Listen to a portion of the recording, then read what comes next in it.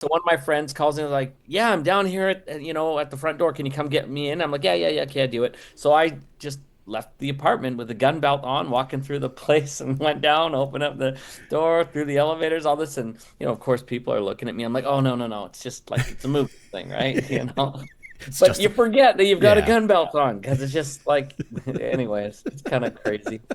It's a weird That's life. Yeah, it's a weird life.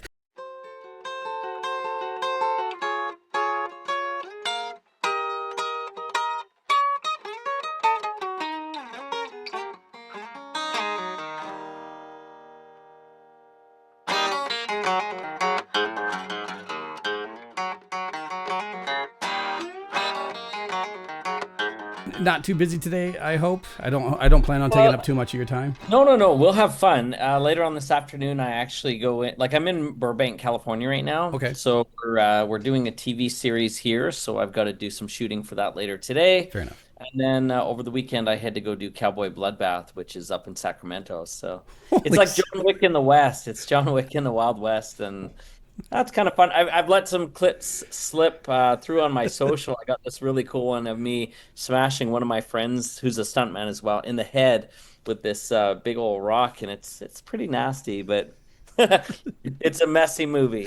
We'll put it that way. It's only in the entertainment industry where you could say something like that and people go, "Oh, cool." Totally true. In fact, it's actually kind of funny that I once sat down with my mom and we literally watched a bunch of movies that I have done where I've killed people in very strange ways or been killed in strange ways. And it's like, what other industry can you say? Oh yeah, I died that way. I've died like that before. I Yeah, got killed like that, or I killed people like that. yeah, It's just yeah. I'm gonna get killed tomorrow, so. yeah, for real. Actually, it is kind of funny. Two of my favorite things, and they're relatively similar, is I was doing a movie in Las Vegas called Bikers versus Werewolves, and I get my throat ripped out by this werewolf thing, and then I'm spitting up blood all over the place and everything. But there's blood everywhere, Mhm, literally. mhm. And at the end of the night, like 3 a.m., I had to go back to my hotel, which was on the Las Vegas Strip, and I had to walk through the casino like that. And that was pretty interesting, getting crazy looks like that. And then I had something also like that with Cowboy Bloodbath, where I was like totally blood soaked and everything.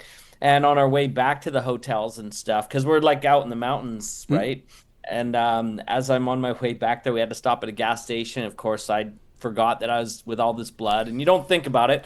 So while my friend is filling up this truck, I go inside to go buy a Slurpee and a couple of other things, and the looks that I was getting in this little small town was like, what happened to you? Sir, do you need help? Like, no, why? 100%. Yeah, just blink twice if the guy in the truck's got a problem with you or something, right? But it's crazy. It's That's funny though. amazing. Quick introduction. Yeah, I know my name is right there, but I generally just go by JD because I get a sure. lot of cross-eyed looks because my first name is legally James Dean, Cool. and That's that's awesome. and I'm that's I'm a cousin to Elvis Presley, so that's pretty cool that's that cool. Yeah. tied into James Dean. Actually, I just ran into this guy who was Marilyn Monroe's nephew, I guess, just a little while ago. So That's yeah, cool. kind Yeah. of interesting, right? Yeah, Yeah. absolutely. I was named after two uncles, and you blame my parents on that one. But Why not, right? I'm in Prince George, British Columbia. Oh, I cool. I've been to your Comic Con out there before. yes, you have. Yeah. Actually, you want to know a funny little story about Cowboy Bloodbath? That's a good laugh. So they wanted me to be able to spin the gun and put it right in a holster without looking, right? Right. And so, of course, as I'm talking with friends on the phone or whatever in my house, I have the gun belt on. I'm walking around. I'm flicking the gun. I'm getting it so I can just really have that muscle memory. Anyways, the place that I moved into is I'm pretty new there, so they don't even really have me on the board yet to buzz in or whatever. Okay. So one of my friends calls in like, "Yeah, I'm down here at the front door. Can you come get me in?" I'm like, "Yeah, okay, I do it." So I just left the apartment with the gun belt on, walking through the place and went down, opened up the door, through the elevators, all this, and of course, people are looking at me. I'm like, "Oh no, no, no! It's just like it's a movie thing, right?" It's But just you a forget that you've got a yeah. gun belt on because it's just like, anyways, it's kind of crazy. It's a weird That's life. Yeah, it's a weird life. it's a weird life, but I'm sure it's a life that many would desire to be a part of. You started off, according to this, you started off doing stunts. Is this true? I didn't start off doing stunts, but I did started doing stunts quite early in my Okay. career, and I still do some stunts. Like obviously Cowboy Bloodbath, I'm doing all my own stunts Right. and all the fighting and all this kind of stuff. But yeah, my first stunt, if I'm being honest, is probably a bit embarrassing. So I was part of the audio visual club in middle school or whatever, Okay. and I always have loved James Bond.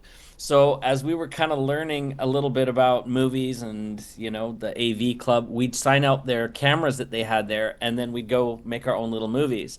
So I started doing stunts that were certainly not with a permit and certainly not allowed, but definitely spectacular. Yeah. I remember one day I rode on the top of someone's car as it was driving, which Yeah. was awesome because urban surfing is what they call it. Right. And I lost my wallet that day. And the night before, I'd been babysitting my nieces, and $10 is $10. So that pissed me off. And then the other thing that happened that day is I hung off the side of a building, and I didn't know people actually use harnesses when they did that. Oh It was my really God. cool. So that How high wasn't up were cool. you? I think it was like 24 floors Oh or my something. God. Yeah. So and again, I was like this grade 8 kid, and my friends were like holding me over and just telling me to hang on, we're getting the shot, blah blah blah blah blah, Yeah. and then bringing me back. I didn't have the strength to bring myself back over, and so they ultimately reached down and pulled me over. But what's the funniest part, even of that whole thing, is like, so we had the soundtrack from the James Bond movie Living Daylights, because that's the only one we could find on a cassette tape, and we used his dad's old school cassette player. And so what we do is we go, okay, everybody get ready, 3, 2, 1, record, press play, and the music, right? So you could have the music in the background. But yeah, that was my first real thing doing stunts. It's when you got the creative juices flowing and you have Heck yeah. a crew Who with has you. time for safety? Come on now. Exactly. You just make it work. Absolutely. Right. Yeah, that's pretty awesome. That's cool. So with that, like you also have an extensive background in martial arts. Was this Yes, I do. part and partial, or is this something Well, I that's started maybe part and partial. I mean, here's the deal. Like any kid, when I saw Bruce Lee as a kid, I got oh really yeah. excited about martial arts. I thought that dude could like take apart anybody and so forth. And so I got going first with Shotokan karate, and then I did Goju Kai karate. I also did Aikido. I did Wing Chun. I boxed in college. I also did Kempo. And then I continued to study all of those arts. In Mm. fact, it's interesting because I'm related to Elvis. He did Kempo. And in fact, at my house, which I'm not at, I'm at a hotel today, but I actually have 3 patches that were originally on Elvis's karate outfits that got gifted to me. And Wow. one of them he signed. But then after all of that, because I'm a smaller guy, I realized that a lot of martial arts, it's not necessarily he who has the most technique wins. It's also the bigger boy or the longer reach or the all that stuff. So I started training Brazilian Jiu-Jitsu, and BJJ changed my life. And I'm Really? still a practitioner of that and other arts today. But I went on to start competing, and I got 2 gold medals for Western Canada in my weight class and age. And then I have a bunch of gold or silver and bronze, but we don't talk about that No, stuff. no, no, it's fine. Yeah, right. But I do love it, and I'm not competing as much anymore. I had an injury, non-related to BJJ, but an injury on a motorcycle that kind of slowed me down a bit. But I still love martial arts so much, and I found that BJJ was the first time that, even though I studied all the other arts, which I love, I respect, they're part of my life and they shape who I am. Mm. But it wasn't until I got BJJ that things kind of turned out to be like Bruce Lee, where if I could face a larger opponent, I could still skillfully outmaneuver them. And BJJ was more, rather than brawling, it became like chess. Yes. You're kind of playing with these ideas of entrapping the other person or finding weaknesses in their game and openings and stuff. And it's literally changed my life. It's one of my favorite things that I love to do. So yeah, I definitely am a martial artist. I could be wrong, but like you're sparking a memory. Like Brazilian Jiu-Jitsu really changed the landscape of MMA fighting. There A was a, 100% it did. yeah, there was Yeah, a, when I know now we're going down a path. I love to talk about this. So obviously in 1993, the first UFC came out, yeah. and in it was open to all weight classes, all kind of fighting skills. There was no real like divisions that were made the way that we kind of have now. Hell, there wasn't And even fighting skills. I remember there was a fight where a yeah, guy just like went for the groin, and that was his oh entire hell yeah. focus. Ooh, fair enough. Right? Yeah. Wait, that was me. No, just kidding. I'm just kidding. But in all seriousness, Yeah. Hoist Gracie went That's in it. there, and Yes. yeah, and he was just untouchable. And what's neat is I was in Las Vegas once, and I met Hoist Gracie at the Las Vegas fight shop, and Yeah.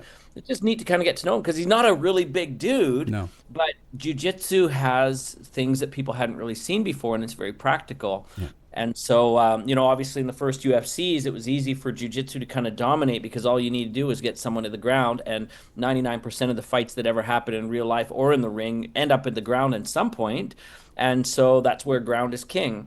And so I think from there, like obviously jiu-jitsu found its way into everyone's sort of menu from Yeah. there. And now I think most MMA guys are pretty rounded, but jiu-jitsu is a very, very strong foundation for all of them, right? Yeah. So It I was love it. It's great. it was I can recall watching those UFC Right. pay-per-views and whatnot, and seeing Right. Hoist Gracie and getting this pit in my stomach, like he was the villain of the MMA world in my mind, but he was just so good, and he had the Right. technique. It was leverage. It was like you said, it was chess. He was playing every Right. opponent the way that he could because of his incredible training. Right.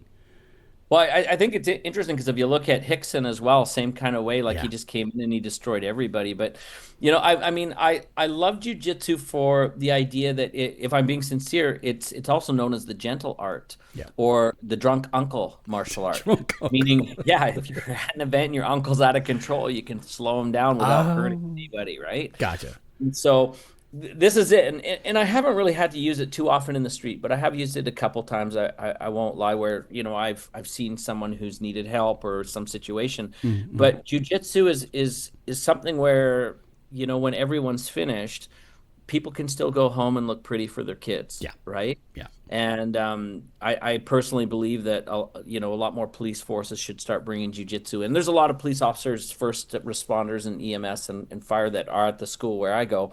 But I think that they need more of that because I think that it's something where when you kind of understand how the human body works, and then you train yourself in muscle memory to control your body, and you also have the stamina and the cardio that gets built through that.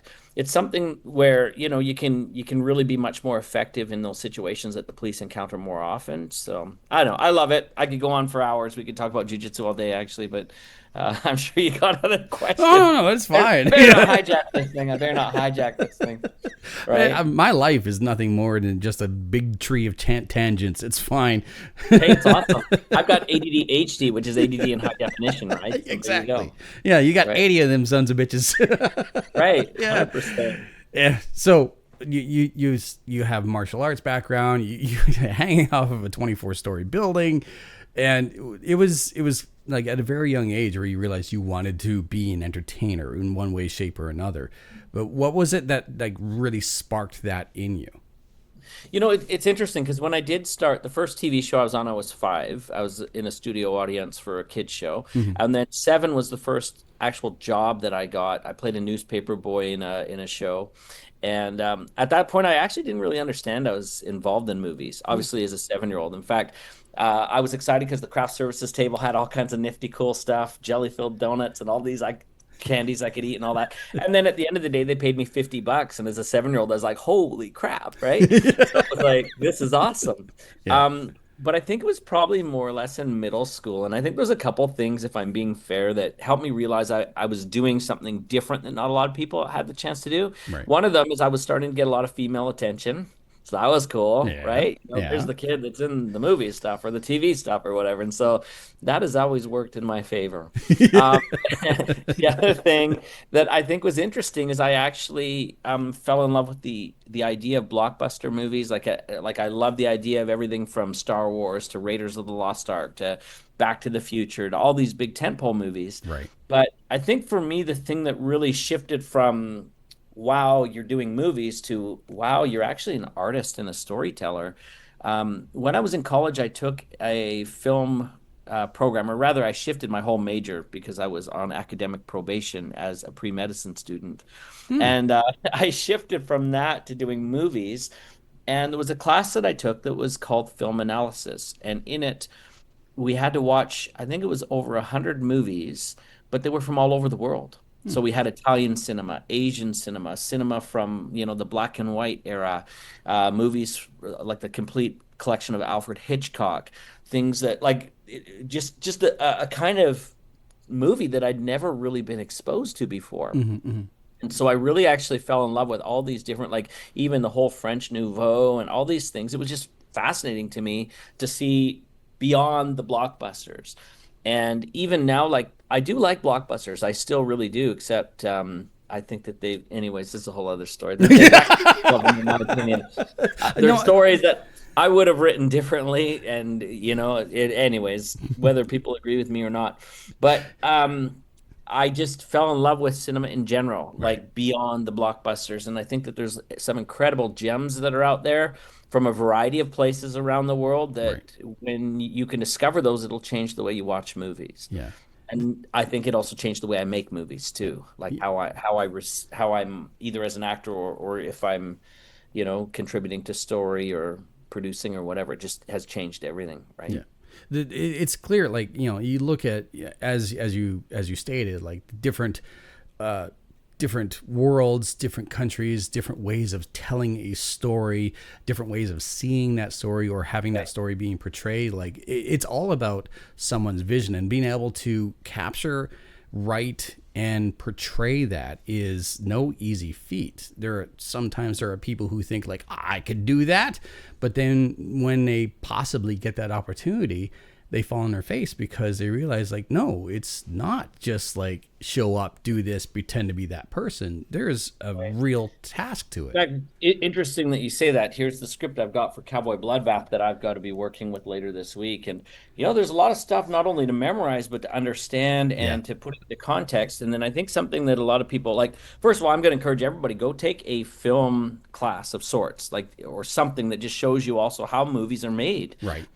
You say you can do it really easy, but let me ask, when's the last time that you had to memorize a dialogue and perform it in front of a crew that these guys are all getting paid? So there's the pressure of the money that's moving forward. Yeah. And you've got people, doing the lights and the grips that are working over here and makeup and hair and costumes and all the other actors and all this stuff going on. And you've got to do this really intimate scene where the camera is focused on just your face. Right. You think there's any pressure with that? Yeah, of course there is, right? And if Yeah. you forget a line, of course, everybody has to reset. Of course, people will be polite. People are really nice. In fact, I love it what Marlon Brando said one time about actors on a movie. He said that generally the smile that you get from the crew is proportionate to how much you're being paid. If you're getting paid with a couple of zeros, people will. If you're getting paid a little bit more, they'll give Yeah. more as you Yeah. come Yeah. in, and they're more forgiving too. Yeah. So if you're an actor who's lower on the pole and you keep wrecking the scene, chances are you won't be coming back. Yeah. If you're not prepared and you don't have it memorized, you're not coming back. Yeah. And so I think that there's a lot of pressures there that people don't really recognize. The other thing that's interesting is there's a lot of self starting in this. Like, so for example, if I show you the other part of my script, I showed you the script, Yes. but the other part of my script is where I am working and I'm learning my lines every day. Wow. Look at that. Right? So if you think about this, unless you're willing to wake up and go straight to learning this every day, and I mean, every actor has a different process, Of course. but the way that works for me is I will read my script multiple times at the beginning just to get a feel of the entire story, to see the arcs and the things that change. And I call them hinges because these are moments where, oh my gosh, my character is now thinking differently. He's learned something Right. or experienced something that he can't go back to being who he was.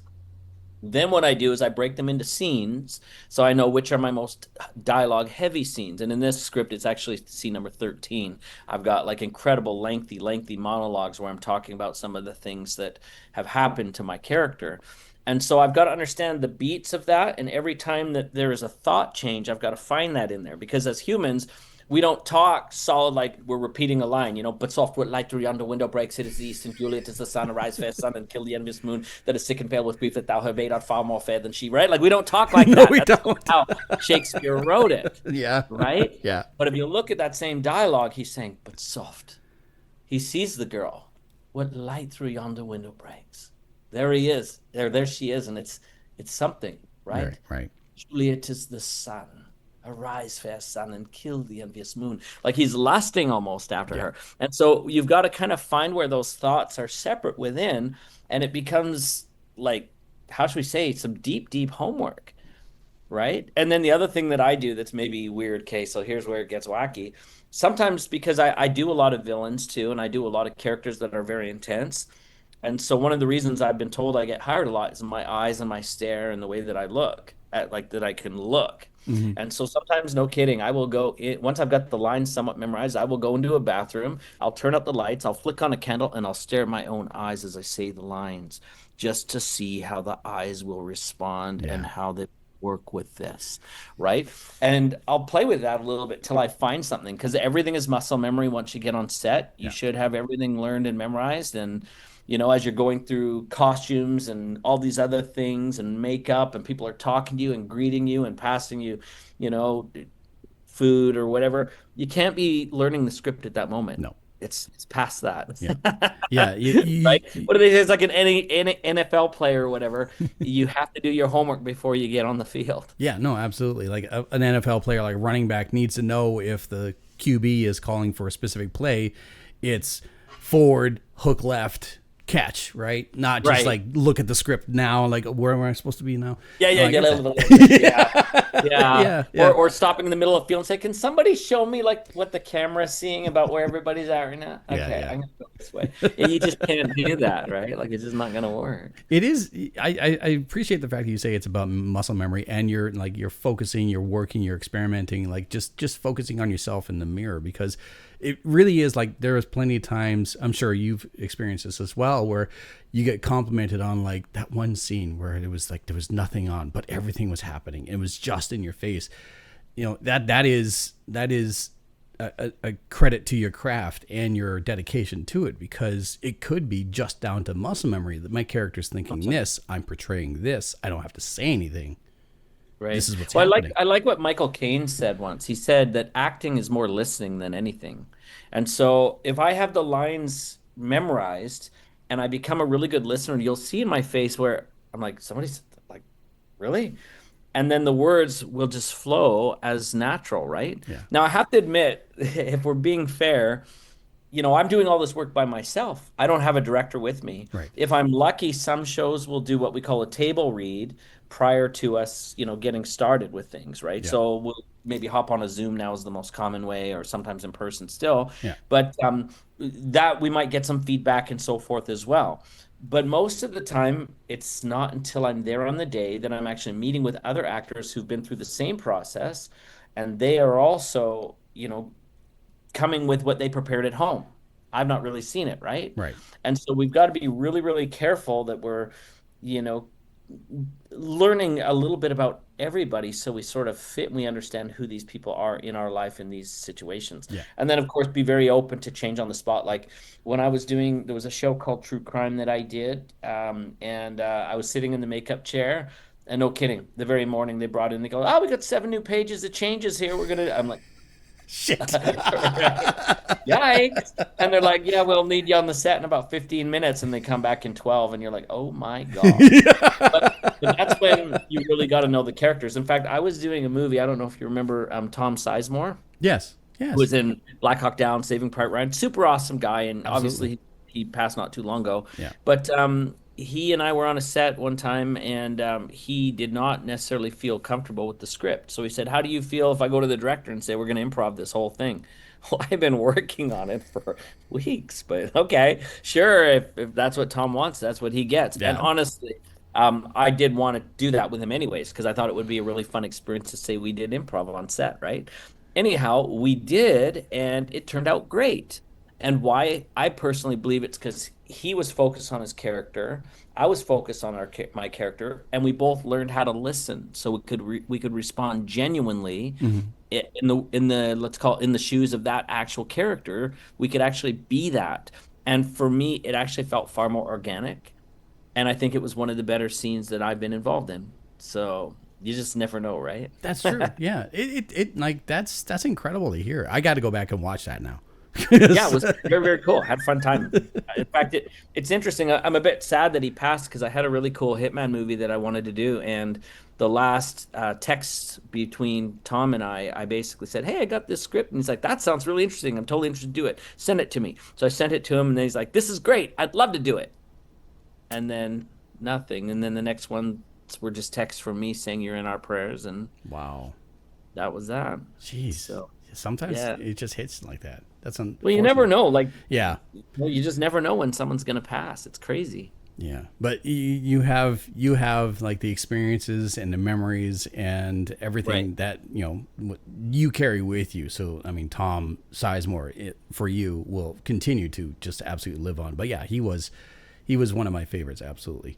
Yeah, it was super cool. Yeah. And that's the other thing that's really wonderful about like this industry. I love meeting people that I have admired or enjoyed their work or they were part of my life growing up. In fact, one of the favorites that I ever met was Richard Keel. You might remember Jaws from the James Bond movie with the metal Yeah. teeth or the guy Yeah. Yeah. inside his head and Happy Gilmore. Yeah. So I met Richard at an autograph show, and we became really close friends. And then we did all kinds of work together. We even co-wrote a book together. But we became close friends. And he had some awesome stories about, people like Elvis, my cousin, and other people that are out there and stuff. And it was just neat, some of the things that he had to share. And of course, when he passed, I just cried. But he was the kind of guy that, like, on his way to do the audition for Tangled for Disney, because he was some of the guys, he called me and he's like, give me a pep talk quick. I've never really done something like this. And it's kind of like challenging or whatever, new for me. Yeah. And just fun to have those moments with him. In fact, one of my other favorites that I got to know really well was Nichelle Nichols. You remember Uhura Yeah. from Yeah. Star Oh, Trek? yeah. Absolutely. She And actually made her way up to where I live a yeah, couple of that's years right. ago. In Yeah. fact, Yeah. I think I might have even been there when she was I there. think so. Yeah. Yeah. But one of the things that was really kind of cool is, or one of my favorite pictures of all time is she did the first interracial kiss on TV, and I've got a picture of her kissing me, and Aw. and that's on my Instagram. And so she's just such a sweetheart, right? I loved her to death. Yeah. No. So She was yeah, amazing. but there's some really good people out there. I think honestly, maybe now is time for a public service announcement. The reality is that we do see a lot of creepy stuff sometimes in Hollywood because that's what media likes to cover. They spotlight the stuff that's weird. Yeah. But the truth of the matter is the majority of people working in the industry are just regular people. They love movies like you love movies, like we love movies. And our goal is just to create great movies wherever we can. And so, you kind of don't get into this industry unless you have a love of these arts. Yeah. So there's not as much weird stuff, I guess, as we've been told, is what I'm trying to say. No, I've been in the entertainment industry for 22 years, at least in the radio world. So no, I get Right? it. I get Yeah, it. yeah, yeah, for sure, for sure. So it is what it is, Yeah. right? You mentioned, you kind of touched on like trying something you've never done before, and also Right. being able to tell stories. Like you're not just an actor; you're also credited as a director and a producer. What was it like when you saw how basically the sausage was made? Like, what was it like thinking, I want to be in that chair. I want to have that opportunity. I want to tell that story. Sure. Well, I think for me, because I'd always seen the behind the scenes, I kind of had a rough idea, obviously, of what went into most of the jobs while they're on set. Anyways, I didn't always know sometimes what happened away from set. And it was interesting to kind of do that. I remember the first movie that I really was kind of in charge of, beginning to end. It was a personal development movie that had a story, a narrative story that went through it. And so what I did, I know this is kind of funny. The first guy that I hired was actually one of my film school teachers. Oh yeah, And I said, "You're going to come and do this with me, yeah, right?" So he then reached into his Rolodex. And so I guess that's the first lesson, is that in movies and creating movies, it's really a lot of who you know. That yeah. is definitely the truth, right? And so we hired this guy who was the cinematographer under, I just lost his name, who did Brokeback Mountain, and then this guy had also shot Shanghai Noon, Shanghai Nights, Good Luck Chuck, a variety of other films. Mm-hmm. And the thing that I found interesting is, although I went to film school, Mm. when I was on the set, you learn on set, and you really, as you're working with experts, you're learning, incredibly fast through these people. And I'll never forget that he would come in and he'd, get his own lighting guy. They'd set up the shot, they do everything, and then he'd ask my opinion. And of course, my opinion doesn't really matter. Like, you've done all these big Hollywood movies. I'm not going to tell you it's wrong, but it sounds smart. I have to admit, I would sometimes just look at the lights a little bit, look at the monitor, look at the light, and I'd turn the light, and then I put it exactly back to where he had it. And I go, huh. Yeah, I think we're good, guys. Let's go. Are you referring to Right. Rodrigo Petrillo? No, no, no, no, no. Sorry. Hang on a second, I'll tell you who it was. Yeah. Thank goodness for Google. Hey, everybody. His name was Renee Collins, though, Oh, but okay, Renee, okay.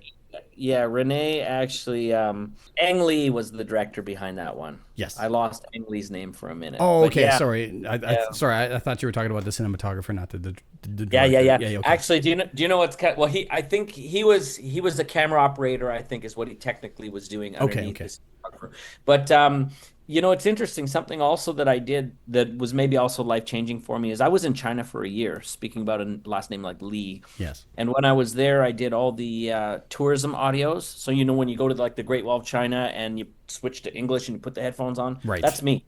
Oh, So wow. I'm like, yeah, welcome to the Great Wall of China, where for centuries the Chinese Empire, blah blah blah blah blah. So I did that, and then I also co-hosted a TV show there, very much like American Idol, sorry, not American Idol. What's the one? America's Got Talent. Okay. Kind of like because we had all kinds of things, everything, magicians, karaoke guys, acrobats, blah blah blah blah blah. Right. And yeah, and then I've been back since doing a lot of movies over there too. So that was also a really interesting experience to see how, you know, the Chinese culture put together a show versus those in North America. Yeah. And there's positives and negatives with both, and there's things that, you know, that just a whole different style, even cinematically, on how they're shooting. And it was neat to learn that. Like it was fun to be part of that, right? So Well, again, it leads back to like just learning how different countries, different eyes, different people, different visions all come together to tell their own story, and then borrowing from that. I mean, that's what makes a great storyteller, is being able to 100%. create and grab something and make it their own. Yeah, 100%. And it was also interesting because I've done a lot in England, and I know a lot of people are like, "Oh, the Marvel movies, they're like American movies." Well, actually not so much, because they're actually, most of them, like even Captain Marvel, I was on the set when they were doing that over at Pinewood Studios. That's all British crews, right? There's a couple of actors that are American and Right. there are a handful of like principal people that are American, but that's all UK crews. And same thing if you look all the way back to even Star Wars, it was all UK crews. And if Right. you look at like even the original Superman, Christopher Reeve, all UK crews. So I think we've got to understand that there's, you know, I mean, I love what we're calling American cinema, but I kind of almost feel like cinema now has become so intermixed globally, Yeah. depending on where they shoot and all Yeah. this kind of stuff. So I don't know. I mean, it's great. It's an interesting world. I'm not sure really how to describe it other than that, right? Well, I mean, it really is about a look, and also availability, budget. Like it Right. comes down to a lot of different factors. What you could be told and shown as this is New York City could be anywhere else. Honestly, Well, you know what's kind of interesting, and again, I've never seen this quote in print attributed to him, but yeah, I've heard it a million times. Steven Spielberg apparently said, "Movies are never finished; they're only abandoned." Because we don't like it's a business too, right? So you've got so much money, like you're saying, a budget of so much, locations so much. There's you know, there's really only so much that you can do. And then the other thing that I've heard about film, which I'm not sure whether I agree or not, like film is literally a collaboration. yeah, But one person, I can't remember who it was, I was reading his book. He was talking about how film is really the editor's medium because he's the last person to touch it and he controls what you see in the pacing and how things are portrayed and everything else. That, you know, when it says a film by and it has the director's name, a film by Christopher Nolan, he's like, yeah, Christopher Nolan, and then in brackets, the editor. yeah. That's But it. it is And the the editor. editor, right? Because Yeah. they're the guys that really have the most power. And in fact, I'm a little bit still peeved about this. Not too long ago, there was a little girl who was nominated for one of those Razzie Awards, Hmm. and everybody was really mean to her and stuff. And she was only like, I think, 8 or 9.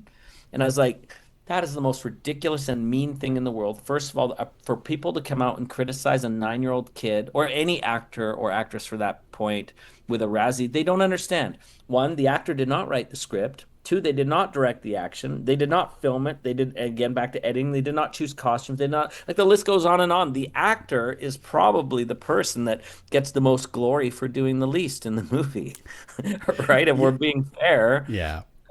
yes, of course, we've got actors that we love, and the performances are important. In fact, you can't have a movie without a performance. But I think that if we're cheering for a film or if we're criticizing a film, the truth is there's more to blame than just that actor, whether it's good or whether it's bad, right? In fact, that's one of the things like I've been fortunate enough to have a couple of awards, and when you do these acceptance speeches, I'm always the first to say, this is really not a representation entirely of my work, but the work of so many people. Like Yeah. seriously is, right? Yeah, no, But I'm it's keeping it. But I'm keeping it. but thank you anyway. Yeah, but thank you anyway. All right.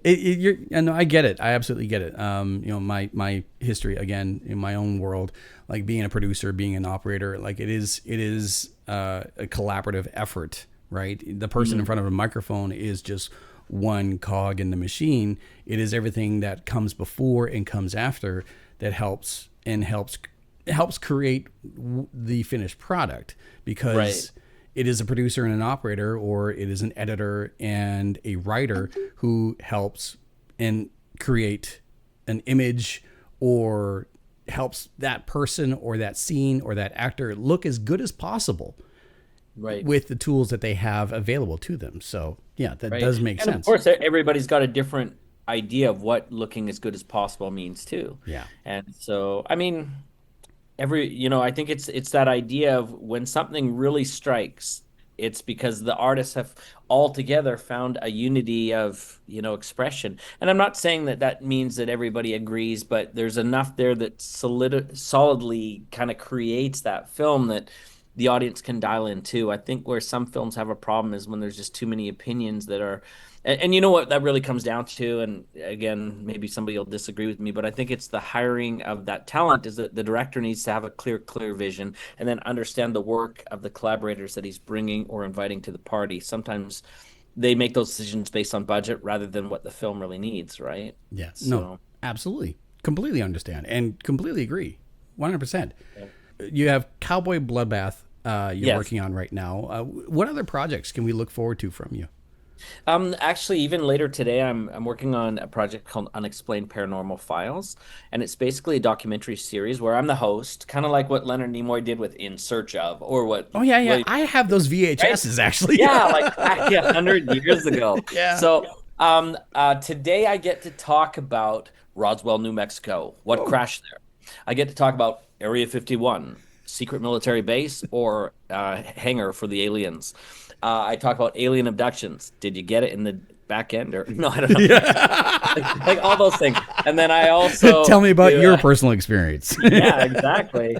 Right. And what we also have the Sasquatch, the Loch Ness Monster, MK Ultra. There's a bunch of stuff like that. So I'm shooting a ton of those episodes this week. I'm here in Burbank, California, so I'll be doing that. And typically, what they do is they actually shoot those on a soundstage in front of a green screen, and so there's editing that goes on or a set, and then those come out. I know that you can see the trailer for it already on YouTube, so Unexplained Paranormal Files, and it's kind of cool. In fact, I think there's even one coming up on the work of the Warrens, from The Conjuring, to Yeah, yeah. talk about Annabelle. Yeah, Yeah, right. yeah. Oh, they give me one. Hey, oh, Someone just bought the Annabelle doll. And like I just saw lucky that. them. Yeah, That's gonna yeah. be great. Turns out well. And they're gonna set it there in a little rocking chair when kids come trick or treating or what? Like, Oh, come God, on, that'd man. be amazing. Yeah. Pet the doll and get an extra Snickers bar or whatever. Exactly. Goodness sakes. But yeah, so that's what I'm working on. Once I'm done that, I've got a really cool one that we're starting called Until There Is One. I play Maxie Jinx. He's a crazy character. You can find that one also on line. But where that movie differs is I was with my son in Las Vegas, Nevada, not too long ago, and we were talking about, I wonder what the world record for the most kills in a scary movie is. And we looked up and it was 155 kills. So we went and came up with a really cool script, and we're going to break the record and have 300. And so Holy. we'll double it. And that record has been since 2011. So I think we're going to be untouchable for a while. But here's the story basically is Maxi Jinx is kind of like this Mr. Beast kind of Elon Musk guy. He's Okay. like done all these wacky things. Like he parachuted a bunch of rhinoceroses into the children's fair and didn't realize there'd be fatalities. And then he switched out the drinking water in Hong Kong to be fruit punch, and the people got mad at that. And then he gave a bunch of boa constrictors to an old age home in Tallahassee, Florida, because he wanted them to have support animals. That Oh give my them God. hugs and stuff, right? And so he does all these things. It's super fun. It's a super fun movie. And then, anyways, he says, "So I've got $1 million, and I'm going to give it to whoever can spend one night in a locked room with a serial killer." You're gonna God, love holy crap. And so what happens is 300 people end up showing up that they want to get this money. And so instead of saying, I'm taking one of you, he says, guess what, folks? The doors are now locked and there is a serial killer in the room with you. And he says, every time the lights go out, anything goes. But when the lights come up, you got to play nice. And we'll remove the bodies that didn't make it. Remember, there can be only one. And it's kind of that story. And so people can actually participate. It is a crowd-funded opportunity too. And we've got people like Douglas Tate, who played Michael Myers in Halloween Kills. He played Jason in Freddy vs. Jason. He's in the new Five Nights at Freddy's. You could get killed by him. So you know how when you go to a fan expo, you pay and you get your picture with these guys? Yeah. You can come and you can be part of the movie and be killed by him and be part of cinematic history. We've got Matty Cardripole from Stranger Things and Jurassic World, and he was in Free Guy, and he was in a series of unfortunate events. You can get killed by Matty. We've got Lauren Marie Taylor from Friday the 13th, Part 2, and the final chapter. You can come get killed by her. We've got Brett Wagner, who is Leatherface in the 2003 version of Texas Chainsaw Massacre. You can come get killed by him. And so these are all really cool opportunities. And Just that you'll also sentence. right, but you'll also get right. You'll get a certificate from the Guinness Book of World Records saying that you were in the movie that had the most kills. So we're shooting part of that in Calgary and part of it in Las Vegas. Okay. And people can get involved. But certainly, if someone's interested in that, just Google Until There's One, and you can find out about that movie and talk to our casting team. We'd love to have you. Love to kill you. Until There Is One. That's Yeah. cool. That sounds like an amazing opportunity, and also Well, sounds come like out, be on the set. I might. Why not? I just might. Could be fun. Is there anywhere that people should be paying attention to you on social media? Do you have a following Yeah, there? I use TikTok and Instagram mostly nowadays, and I try and post behind the scenes pictures of what's going on or videos from the set, and Okay. interviews with other actors and behind the scenes things with other people everyone would know. So it's kind of fun. But simply my name, Douglas Vermeeren, not Doug, but Douglas Vermeeren. And on Instagram, make sure you get the one with the blue check, and on TikTok, that's me too. And yeah, it has been fun being with you too. Maybe we'll do this again one of these times. I would absolutely love that. That would be an absolute blast. Happy to do it. Thank you. Thanks for making it to the end of this episode. Big thank you to you for watching, or for listening, or for checking out my website, TheMediajack.ca. There is where you can find other episodes, other content that I create, as well a link to the Patreon where you can support my show, all my work, directly. Also, where you could submit ideas, suggestions, or maybe you want to ask a future guest a question. Patreon is where you can go for all of that and so much more, and also get a shout out, just like Red Wolf Dawn, our executive producer for this month. Big thank you to you once again, and check out themediajack.ca.